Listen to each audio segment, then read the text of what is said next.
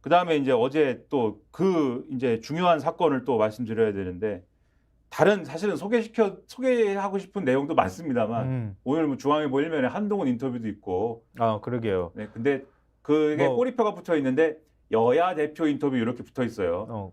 그래서 우리가 사실 한동훈 위원장만 인터뷰했다 그러면은 이것도 투표일 날 이렇게 생각했는데 여야라고 돼 있어서 이재명 대표도 설마 하겠지. 그리고 내일 아마 이재명 대표 인터뷰가 실리겠지 이렇게 생각하고 내일 있는데 실으면 안 되지. 내일 주말판인데 내일은. 근데 중앙 썬데이가 또 있으니까 아, 썬데이에다 실나? 썬데이에다 싣든지 아니면 월요일 날 싣든지 뭐 아무튼간에 싣겠지 이렇게 네. 생각하고 있는데 네. 네 아무튼간에 뭐 모르겠습니다. 실을 것인지 안 실을 것인지. 근데 아무튼 뭐 그렇게 하든지. 근데 한동훈 비대위원장 얘기하면 사실 재밌는 칼럼이 하나 있어서 소개를 시켜드릴까도 했는데 뭐. 한국일보의 이태규 논설위원 실장이 쓴 네. 한동훈을 위한 선거가 된 이유라는 칼럼이 있어요. 그러게요. 저도 그 보고 이 얘기 왜 하냐면 네. 중앙일보 인터뷰 보면 한동훈 비대위원장이 총선 끝나도 계속 정치할 거냐고 물어보니까 그렇다. 나도 용기 내기로 결심했고 그 끝에 뭐가 있는지 가볼 생각이다. 선거 끝나고 제가 유학 갈 것이라고 마타도 하는 사람들이 있는데 나도 나이가 50이 넘었다. 뭐 이 얘기를 하거든요. 그러니까는 다들 유학 갈 거다라고 얘기를 막 하는 바람에 이제 유학도 못 가게 생긴 뭐 그런 거 아닌가라는 생각도 드는데 정치할 거다라고 얘기하지 않습니까? 네. 한국일보 이 방금 말씀드린 한동훈을 위한 선거가 된 이유라는 칼럼을 보면은 이렇게 돼 있어요. 한 달 전만 해도 민심이 이처럼 분노하고 표심이 정권을 심판할 것이라고 예상한 이는 없었다. 등등의 얘기를 하면서 대통령의 문제를 지적을 합니다. 그러면서 지금 총선 양상 대통령에게 매우 불리하게 진행되고 있다. 사실 이번 선거는 윤석열 대통령, 한동훈 비대위원장, 이재명 대표, 조국 대표의 4명이 움직이는 선거다. 4명이 움직이는 판이다. 그런데 대통령은 의석 과반을 차지하지 못하면 숫자에 상관없이 책임론을 피할 수 없다. 반면 한 위원장은 정부가 부족하지만 그 책임이 저한테 있는 건 아니지 않나라면서 정부 책임론을 거론한 것처럼 어떤 선거 결과이든 자유로운 입장이다. 이미 백석론이 예상이 나온 마당에 120석이면 성공이고 140석이면 정치적 승리라서 당내 기반도 탄탄해질 게 자명하다. 당의 위상이 선거 이전과 같지 않다면 당정 관계마저 변화가 불가피해진다. 결국 대통령보다는 한 위원장을 위한 선거로 가고 있다고 해도 과언이 아니다라고 얘기를 하면서 대통령이 문제 해법 찾는다면 가수 유승준이 될지 싸이가 될지 선택해야 된다. 병역법 위반으로 군대를 2번 다녀온 싸이는 여전한 국민 스타로 남아있지만 유승준은 대법원 승소에도 불구 22년째 한국 땅을 밟지 못하고 있다. 병역 기피라는 국민정서법을 어겼기 때문인데 헌법보다 무섭고 가혹한 이 법은 2번도 없는 단신제다 이렇게 끝내고 있습니다. 하여튼 도망치지 말라는 거 아니에요. 한동훈이 정치를 계속하겠다라고 말하는 이 대목이 윤석열 대통령이 볼 때는 굉장히 불편할 거야. 섬뜩한 얘기일 수도 있다. 그 의미가 이 선거에도 담겨있기 때문에 보수층이 정말 결집할 거냐 얘기는 두고 봐야 될 문제일 수도 있다. 네, 준비한 얘기가 많은데 끝까지 가보련다 이렇게 얘기를 했으니까. 그리고 어제 윤석열 대통령이 전공희 대표하고 처음으로 만났잖아요. 박단 그렇죠. 전공희 비대위원장하고 만났잖아요. 그렇죠. 전공희를 만났는데 일단 만난 얘기를 잠깐 설명드릴게요. 박단 이제 대한전공의협의회 비상대책위원장이 네. 대통령실에 갔습니다. 네.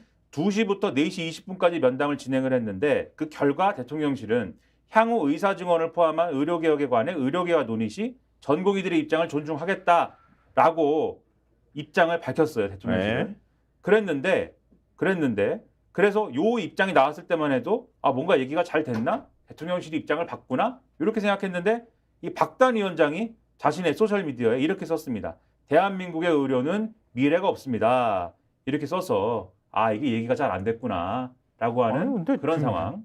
근데 물론 비공개로 만났다 그러지만 대면 브리핑도 아니고 서면 브리핑을 하면서 대통령실이 서면 브리핑했다고 하고요. 기자들이 질의응답도 안 받았다 그래요. 그렇죠. 별도의 사진이나 영상 촬영도 안 했다 그래요. 보통 대통령하고 만나는 거 한 장 정도 그 사진을 공개하거나 이럴 수 있잖아요. 아무리 비공개 면담이라 할지라도.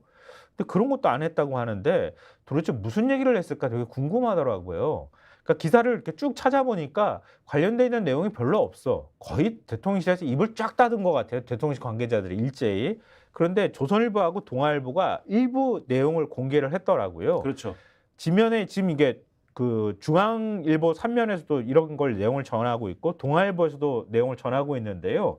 일단 용산 측에서는 절대 공개 불가, 면담 내용은 공개할 수 없다 이렇게 얘기를 하고 있는데 조선일보가 취재하기로는 박 위원장이 2,000명 증언을 백지화한 뒤 의사 수급 추계 기구 등을 만들어서 증언 여부, 규모를 원점에서 다시 검토해야 한다고 주장을 했다고 알려졌다가 이렇게 전하고 있고요. 현재 의료 환경에서 의대 증원은 결국 값싼 전공의 노동력을 빌려 병원만 유리하게 만들 뿐 전공의 근로 환경은 더 열악해질 것이란 취지의 언급도 했다고 합니다. 하지만 윤 대통령은 의대 증원은 국민 요구에 따라 추진하는 의료개혁 과제라는 점을 들며 백지화 요구를 받아들이기 어렵다고 답했다고 합니다. 이게 핵심이 아닐까 싶어요. 조선일보에서 그렇게 전했고요. 동아일보에서도 뭐 경청했다고는 하는데 박 위원장이 필수 의료의 낮은 수가 등 의료 시스템의 고질적 문제와 전공의 처우 개선 필요성 등을 강조했다. 뭐 이렇게 얘기를 하고 있고요. 뭐 기존의 7대 요구사항에 대해서도 상당한 시간을 들여서 설명했다. 이렇게 얘기를 했는데 최대 장점인 의대 입학 정원 2,000명 증원에 대해서는 서로의 입장이 평행선을 그린 것으로 알려졌다. 이렇게 된 거예요. 그러니까 대통령실에서는 의대 정원 2,000명 문제에 대해서는 논의하지 않았어요. 이렇게 얘기하지만 실제로는 이 부분과 관련해서 박단 위원장하고 윤 대통령이 서로 간 이해관계가 일치하지 않았다거나 아니면 서로 간의 주장만 반복하다가 끝났다. 이렇게 봐야지 되는 게 맞을 것 같아요. 그렇죠. 애초에 전공의들은 백지화라는 거였고 대통령은 절대 안 된다는 거 아닙니까? 일치하지 않는데 왜 만났냐 그럼. 동아일보에 이렇게 써 있습니다. 40 총선 사전투표 하루날 면담이 성사된 데 대해 여권 관계자는 정부와 의료계가 마주 앉은 자체만으로 여권은 부담을 덜어내는 셈이다. 다른 신문에도 비슷한 얘기들이 있어요. 이게 어쨌든 여론 장면 보여주는 것만으로도 국민들은 안심할 수 있지 않겠느냐.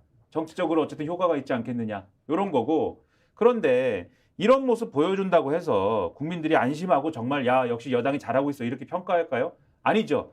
예를 들면 대통령의 다른 모습들 우리가 다 기억하고 있는 거고 네. 추가적인 논란들도 있는 거예요. 경향신문 1면 보시면 대통령은 여전히 이상한 얘기 좀 하고 있지 않습니까? 외국인 유학생 최저임금 미적용 가사 노동자로 노동 사각지대 권하는 윤 대통령. 외국인 그러니까 유학생들을 원래 외국에서 가사도우미를 데리고 온다 그랬었잖아요. 별도 비자를 줘서. 그렇죠. 그래서 이제 관련 법이나 이런 것들이 뭐 만들어진 것도 있고 한데 그 법에도 적용되지 않는 방식으로 외국인 유학생들을 지금 가사도우미로 쓰자. 이거는 사실상 노동 사각지대를 만드는 것이다. 라는 비판이 한쪽에서 제기가 되고 있고 경향신문 10면 보여주세요. 경향신문 10면. 언론 탄압 항변에도 선방이 MBC 미세먼지 1 법정 제재. 미세먼지 1.